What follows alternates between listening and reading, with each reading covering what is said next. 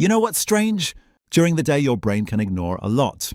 Noise, work, messages, small responsibilities, 100 little distractions that keep your mind moving. But at night, something changes. The room gets quiet.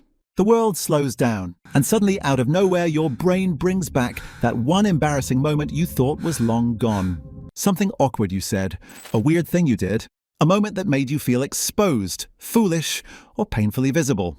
And even if it happened years ago, your body can still react as if it just happened 5 minutes ago. Your stomach tightens, your face gets warm, your chest sinks a little. And for a few seconds, you are not lying in bed anymore. You are back in that moment. So why does the brain do this? Why does it wait until night to replay the things that make us cringe the most? First, it helps to understand something important. This is far more common than people admit. A lot of people replay embarrassing memories at night.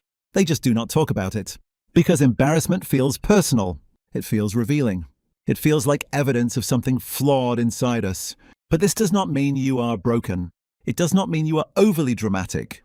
And it does not mean you are secretly trapped in the past. It means your brain is doing something deeply human. Embarrassing memories tend to stay with us because they are tied to self-image. They are not just memories of what happened. They are memories of how we felt seen, how we imagined other people judged us, how small we felt in that moment, how badly we wanted to undo it. And the brain tends to hold on tightly to experiences that threaten the way we want to be perceived, especially when those experiences made us feel socially unsafe. Night has a way of making the mind louder, not because the brain suddenly becomes cruel, but because the environment changes. During the day, your attention is constantly being pulled outward. You respond to people. You solve problems. You move from one task to another. But at night, much of that external stimulation disappears. There is less noise, less urgency, less competition for your attention. And when the outside world becomes quieter, the inside world becomes easier to hear. That is when unresolved emotional material begins to rise. Thoughts you pushed aside earlier in the day. Feelings you did not fully process. Moments your mind still considers unfinished. There is also another factor. By nighttime, your brain is tired. And when mental energy drops, your ability to redirect attention becomes weaker. So the embarrassing memory is not necessarily stronger than it was before. It just has more space. Night does not create the wound. It simply removes the distractions that kept you from hearing it. To understand why embarrassing memories stick, you have to understand what embarrassment really is. It is not just discomfort. It is social pain. And social pain matters to the brain far more than most people realize. For most of human history, belonging was not optional. Being accepted by the group meant protection, resources, survival. Being rejected, humiliated, or pushed outside the group could carry real danger. So the brain evolved to pay close attention to anything that might threaten social belonging. That includes moments of embarrassment, moments when you felt exposed, misread, judged, out of place. To your conscious mind, it may seem small, but to the brain, it can feel like a warning. Pay attention. Do not let this happen again. Learn from this. That is why an embarrassing memory often gets treated like important data, not because the event was huge, but because the emotional meaning of it was. But here is where things get more frustrating. The brain does not just store embarrassing memories. It replays them. Why? Because replay feels like problem solving. When your mind brings back an awkward moment, part of what it is trying to do is review the situation. What went wrong? What should I have said? What should I have noticed sooner? How do I make sure that never happens again? In small doses, this makes sense. It is one of the ways the brain learns. It revisits painful moments to extract lessons from them. But the problem is that this system does not always know when to stop. And that is where reflection turns into rumination. Instead of learning once and moving on, the mind keeps circling the same memory again and again. Not because it is helping anymore, but because the brain still believes there must be something important hidden inside the pain. So it keeps searching, even when there is nothing new left to find. Not everyone experiences this in the same way. Some people can brush off embarrassment and move on quickly. Others carry it for years. And that difference often has a lot to do with personality. If someone is highly self-aware, deeply reflective, socially sensitive, or naturally prone to overthinking, embarrassing memories tend to hit harder. Perfectionistic people often struggle with this too, because for them, the moment is not just awkward. It feels like a violation of who they were trying to be. And people with a strong inner critic do something especially painful. They do not just remember the event.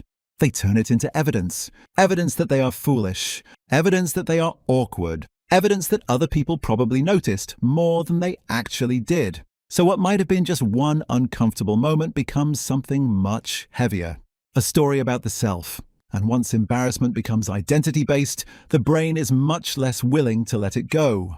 Another reason these memories linger is that the brain tends to exaggerate how much other people remember them.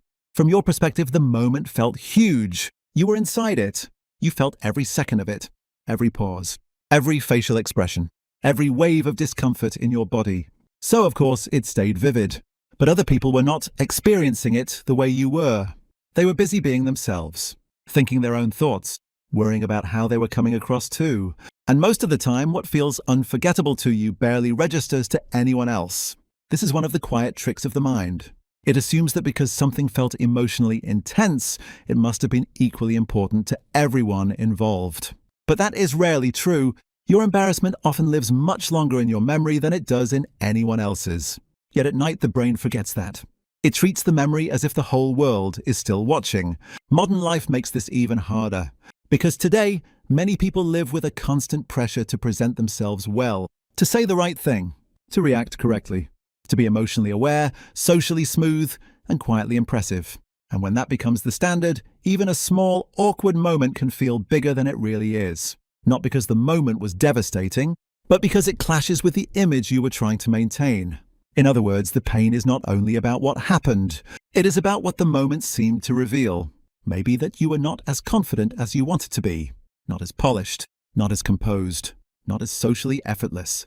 And when people already feel uncertain underneath the surface, embarrassment tends to stick even harder, because it touches an older fear, the fear of not being enough, the fear of being seen in the wrong way, the fear that one moment might somehow define you. And that may be the deepest part of all this.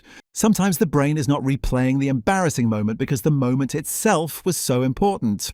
Sometimes it is replaying it because of what it touched underneath. A fear of rejection, a fear of being misunderstood, a fear of looking incompetent, a fear of not belonging. That is why the memory can feel strangely bigger than the event, because the event is only the surface. Underneath it, there may be something older, something more sensitive, something your mind has been trying to protect for a very long time. So when the memory comes back at night, it may not just be asking, why did that happen? It may be asking, what does this say about me? And that question is usually what hurts the most. Because now the brain is not just replaying a moment, it is replaying a wound. So what do you do with all of this? Maybe the goal is not to never think about embarrassing memories again.